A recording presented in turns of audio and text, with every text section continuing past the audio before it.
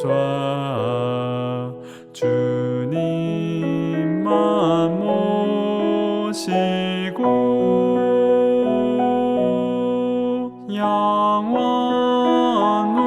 무궁 찬양하며 주 영광 돌리리.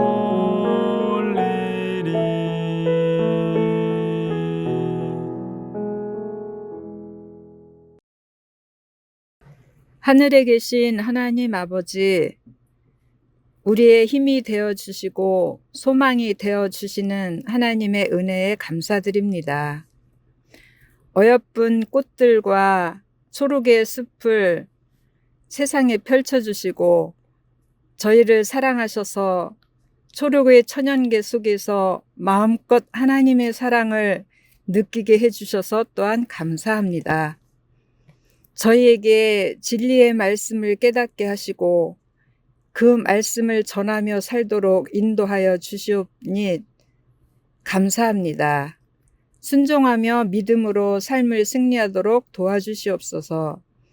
이 시간은 소그룹 전도회를 통하여 한자리에 모이게 하셨사오니 진리의 말씀을 마음에 새기게 하시고 예수님께 더 가까이 나아가는 저희들 모두가 되도록 도와주시옵소서.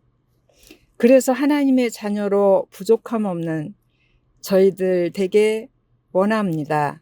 저희 마음에 성령을 보내주셔서 잘못된 생각과 지식을 제거하여 주시고 오직 십자가의 약속과 사랑을 기억하며 순종하는 삶 되게 하옵소서.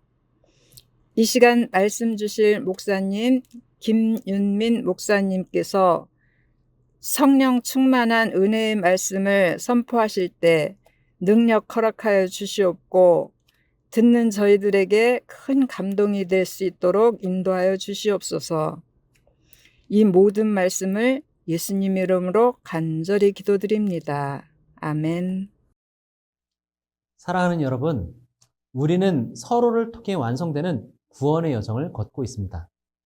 이제 우리는 하나님께서 주신 일주일이라는 삶의 순환과 안식의 의미를 함께 보았습니다.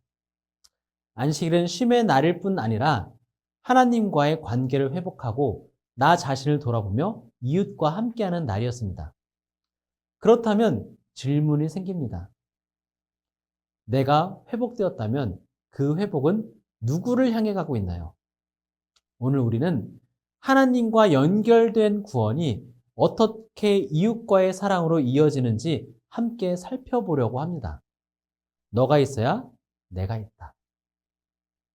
오늘 이 고백이 여러분의 삶에도 울리길 바랍니다. 우리는 이번 기회를 통해서 하나님을 찾고 진짜 세계를 보고 예수님의 이름으로 기도하고 쉼의 리듬을 회복하는 여정을 걸어왔습니다. 그렇다면 질문해 봅니다. 나는 왜 회복되어야 하는가? 내가 회복되어야 하는 이유는 무엇일까? 내가 회복되었다는 말은 죄로부터 용서받았고 하나님의 자녀로 받아들여졌으며 삶의 리듬을 되찾았다는 뜻일 겁니다. 그런데 이 모든 것이 단지 나 혼자 잘 살기 위해서일까요? 하나님께서 우리를 회복시키신 이유는 단지 나를 위한 것이 아니라 다시 타인을 향해 나아가게 하기 위해서입니다. 구원은 개인적인 사건이지만 결코 개인주의적인 사건이 아닙니다. 회복된 자는 혼자 있지 않고 다시 연결됩니다.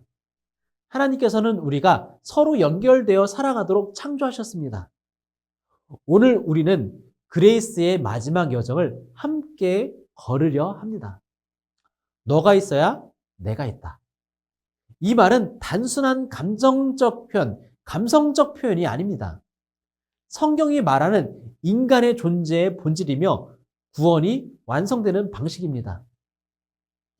하나님께서 우리를 처음 어떻게 만드셨는지 살펴보겠습니다. 우리는 본래부터 연결된 존재로 창조되었습니다. 창세기 1장과 2장을 보면요. 하나님은 인간을 창조하시며 이렇게 말씀하십니다. 하나님의 형상대로 사람을 창조하시되 남자와 여자를 창조하시고, 그리고 이렇게도 말씀하십니다. 사람이 혼자 있는 것이 좋지 아니하니. 우리는 여기서 아주 중요한 사실을 발견합니다. 하나님께서 처음부터 인간을 관계적인 존재로 지으셨다는 겁니다. 인간이 혼자 있는 것으로 완전하지 않았습니다. 인간의 충만함은 관계 속에서 완성되었습니다. 이것은 단순히 결혼을 말하는 것은 아닙니다. 인간은 처음부터 연결되어야 온전한 존재로 창조되었다는 진술입니다. 또한 하나님께서 인간을 창조하시기 직전에 하신 말씀이 있습니다. 우리의 형상을 따라 우리의 모양대로 우리가 사람을 만들자. 창세기 1장 26절입니다. 여기서 우리라는 표현은 삼위일체 하나님의 관계를 보여주는 장면입니다. 즉 하나님 자신이 관계 속에 계신 분이며 그 형상대로 지어진 우리는 혼자가 아니라 함께 살아가도록 설계된 존재라는 것이죠. 인간의 존재는 관계적인 존재입니다. 공동체는 선택사항이 아니라 인간됨의 본질입니다. 그러나 이 아름다운 연결은 죄로 인해 끊어졌습니다. 창세기 3장, 아담과 하와가 하나님의 말씀을 어기고 선악과를 먹었을 때 가장 먼저 나타난 반응은 두려움과 피함이었습니다. 아담아, 내가 어디 있느냐? 하나님과 인간의 관계는 신뢰에서 두려움으로, 친밀함에서 거리감으로 변했습니다. 그리고 이어지는 장면에서 아담은 하와를 향해 이렇게 말합니다. 하나님이 나에게 주신 그 여자 때문에 책임의 전가, 비난, 갈등, 인간과 인간 사이의 관계도 깨어졌습니다. 죄는 단지 하나님과 나 사이의 문제가 아닙니다. 죄는 모든 관계를 무너뜨리는 파괴자입니다. 하나님과 단절되고 나 자신을 부끄러워하게 만들고 이웃과의 관계에서 불신과 상처를 낳게 합니다. 그러나 하나님은 이 끊어진 관계들을 회복시키시기 위해 구속의 경륜, 구속의 프로젝트를 시작하셨습니다. 그 중심에는 예수님이 계십니다. 예수님은 우리의 죄를 대신하여 죽으심으로 하나님과의 관계를 회복하셨고 그분을 믿는 자들은 다시 이웃과의 관계 안으로 초대를 받았습니다. 구원은 관계의 회복입니다. 하나님과 연결되고 서로와 연결되는 새로운 삶의 시작입니다. 이제 우리는 이런 고백을 하게 됩니다. 너가 있어야 내가 있다. 사랑하는 여러분, 우리는 나 자신을 스스로 완전히 이해할 수 있을까요? 내가 나를 온전히 아는 것 같지만 사실 우리는 타인의 시선 속에 비친 나를 통해 자신을 점점 알아가게 됩니다.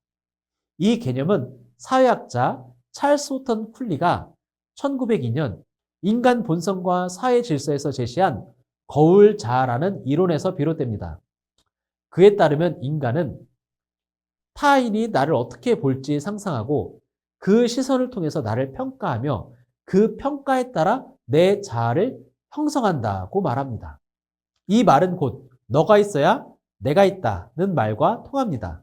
내가 누구인지는 언제나 너와의 관계 안에서 드러납니다. 성경은 이 진리를 더 깊고 풍성하게 말합니다. 우리가 하나님의 형상대로 창조되었다는 말은 본질적으로 관계 안에서 살아가도록 지어진 존재라는 뜻입니다. 그리고 예수님은 그 단절된 관계를 회복시키시기 위해 이 땅에 오셨습니다. 예수님은 회복을 단지 내면의 치유만으로 여기지 않으셨습니다. 사마리아 여인에게 말씀하신 후 그 여인은 마을 사람에게로 달려갔습니다.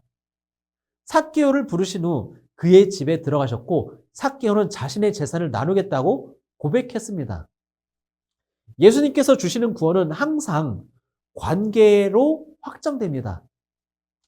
구원은 하나님과의 관계를 회복하는 것에서 시작되지만 구원의 완성은 이웃과의 관계 안에서도 드러납니다. 그래서 우리는 고백할 수밖에 없습니다. 너가 있어야 내가 있다. 이 말이 단순한 감성이 아니라 복음의 본질이며 우리 존재의 방식입니다. 예수님께서 이 땅에 오셔서 사람들을 단지 회개시키거나 깨끗하게 하거나 바르게 가르치기 위해서만 사신 것이 아닙니다. 그분의 사역이 끊어진 관계를 회복하는 일이었죠. 예수님을 만나 회복된 사람들을 보면요, 그 회복이 언제나 관계 속에서 일어났다는 것을 알 수 있습니다. 아까 보았던 두 인물을 더 구체적으로 말씀드리면요, 요한복음 4장에서 예수님은 우물가에 물을 길러온 사마리아 여인을 만나십니다. 그녀는 공동체 안에서 소외된 자였고 5명의 남편을 거쳐 이제는 남편 아닌 자와 살고 있었습니다. 그래서 사람들이 없는 낮 시간에 물을 길러 나온 것이죠. 그런 그녀에게 예수님은 수치심을 넘어선 대화를 걸어오시고 그 여인은 변화됩니다. 그리고 곧장 동네로 달려가서 사람들에게 말합니다. 내가 그리스도를 만났다. 회복이 공동체로 향합니다. 누가복음 19장 삭개오는 세리장이자 동족의 돈을 빼앗은 자로 손가락질 받던 사람입니다. 그가 뽕나무에 올라간 이유는 사람들 사이에서 설 자리를 잃었기 때문입니다. 예수님은 말씀하십니다. 삭개오야, 속히 내려오라. 내가 오늘 내 집에 유하여야겠다. 그 결과 삭개오는 말합니다. 내 소유의 절반을 가난한 자들에게 주겠나이다. 회복은 다시 사람들과 연결되는 길로 이어집니다. 예수님의 사역은 언제나 관계를 복원하는, 회복시키시는 사역이었습니다. 제자들과의 식사, 병든 자의 손을 잡아 일으키심, 너희는 나의 친구라는 그런 선언, 모두가 다 관계의 복음을 보여주는 장면들입니다. 예수님의 구원은 언제나 연결로 이어집니다. 그리고 그 연결은 결국 사랑이라는 이름으로 열매를 맺습니다. 우리는 종종 구원을 개인적인 구원으로만 이해합니다. 내가 구원을 받았는가? 하나님과 나 사이의 문제다. 이런 생각을 하죠. 하지만 성경은 구원을 공동체 안에서 완성되는 과정이라 말합니다. 예수님은 우리에게 구원을 주실 뿐만 아니라 우리를 하나의 몸, 하나의 교회, 하나의 가족으로 부르십니다. 요한복음 17장 21절. 아버지여, 아버지께서 내 안에, 내가 아버지 안에 있는 것 같이 그들도 다 하나가 되어 우리 안에 있게 하사. 예수님께서 마지막 기도에 간구하신 것이 우리의 영혼의 구원이 아니라 우리가 서로 하나됨이었습니다. 구원은 사랑으로 완성됩니다. 그 사랑은 공동체 없이는 실현될 수 없습니다. 예수님은 구원받은 자는 반드시 사랑하게 된다고 직접 말씀하지는 않으셨지만 그분의 삶과 가르침 전체는 이 진리를 강력하게 보여줍니다. 사도 요한은 이것을 아주 분명히 표현합니다. 요한일서 4장 20절입니다. 누구든지 하나님을 사랑하노라 하고 형제를 미워하면 이는 거짓말하는 자니 보는 바 그 형제를 사랑하지 아니하는 자는 보지 못하는 바 하나님을 사랑할 수 없느니라. 이 말씀은 단호합니다. 사랑이 없는 신앙은 가짜라는 선언입니다. 하나님을 진정으로 만난 사람은 사랑하게 됩니다. 그 사랑은 감정이 아니라 선택이며 관계를 위한 실천이며 나보다 남을 먼저 세우는 삶의 태도입니다. 그렇기에 사랑은 구원의 조건은 아니지만 구원의 열매이며 증거입니다. 예수님께서는 우리를 단지 구원받은 자로 부르지 않고 사랑하는 자가 되라고 부르십니다. 새 계명을 너희에게 주노니 서로 사랑하라. 내가 너희를 사랑한 것 같이 너희도 서로 사랑하라. 요한복음 13장 34절입니다. 이 말씀 속에서 구원의 완성은 사랑으로 드러난다는 복음의 핵심을 발견하게 됩니다. 이제 그 사랑이 구체적으로 언제 드러날까요? 지난 시간에 함께 살펴본 것처럼 바로 안식일에 그 사랑이 구체적으로 드러납니다. 우리는 어제 4일차에서 하나님께서 우리에게 주신 일주일의 리듬과 그 중심에 있는 안식일의 의미를 함께 나누었습니다. 안식일은 쉼의 날이고 하나님과의 관계를 회복하는 날이며 나 자신을 회복하는 거룩한 시간입니다. 그런데 이 날은 단지 혼자 쉬는 날이 아닙니다. 안식일은 공동체를 위한 날입니다. 하나님께서 십계명을 주시며 안식일을 명하실 때 그 명령은 단지 개인에게만 주어지는 것이 아닙니다. 너나 내 아들이나 내 딸이나 내 남종이나 여종이나 내 육축이나 내 문 안에 유하는 객이라도 아무 일도 하지 말라. 출애굽기 20장 10절에 보시면요. 안식일은 모두가 함께 쉬는 날이라는 것이라고 하나님께서 말씀하십니다. 하나님께서는 안식일을 통해 공동체 전체가 함께 회복되기를 원하셨습니다. 지친 이웃도, 일하는 종도, 낯선 객도, 가족도 모두 쉼을 누려야 했습니다. 예수님도 안식일 지키는 방식 안에서 함께 쉼을 누리는 사랑을 실천하셨습니다. 병든 자를 고치시고 회당에서 가르치시고 제자들과 함께 떡을 나누셨습니다. 그래서 우리가 안식일을 지킬 때 그날은 나만의 경건의 시간이 아니라 공동체를 위한 나눔과 돌봄의 시간이 되어야 합니다. 안식일은 나의 쉼을 넘어서 우리의 회복을 위한 날입니다. 하나님과 연결된 자는 이웃과도 연결된 삶을 살게 됩니다. 사랑하는 여러분, 이제 우리 자신에게 질문해 봅니다. 나는 누구와 연결되어 있는가? 그리고 누구와 연결되기를 회피하고 있지는 않은가? 내가 회복되었다면 그 회복은 반드시 관계로 흐르게 되어 있습니다. 나는 지금 사랑을 나누고 있는가? 내 삶 속에서 누군가를 세우는 말과 행동이 있는가? 내 기도 속에 나 아닌 다른 사람의 이름이 들어있는가?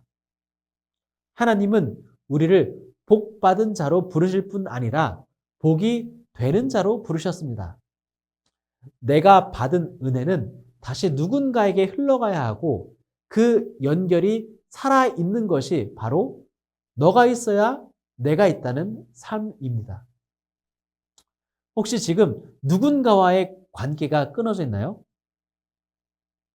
화해하지 못한 가족, 용서하지 못한 친구, 멀어졌지만 여전히 생각나는 누군가, 그 관계를 회복할 용기가 오늘 여러분에게 있기를 간절히 바랍니다.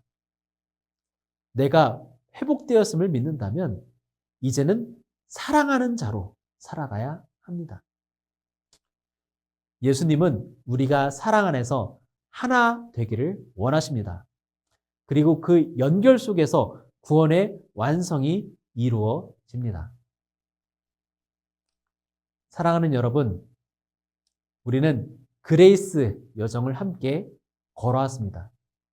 우리는 하나님을 찾았고 성경이 보여주는 진짜 세계를 보았으며 예수님의 이름으로 기도했고 일주일이라는 삶의 리듬을 회복했습니다. 이 모든 여정의 마지막은 연결로 귀결됩니다. 우리는 하나님과 연결되어야 하고 반드시 타인과의 관계 속으로 확장되어야 합니다.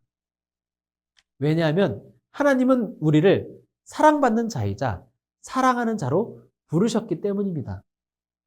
구원은 개인적인 사건이긴 하지만 공동체적 결과를 낳아야 합니다.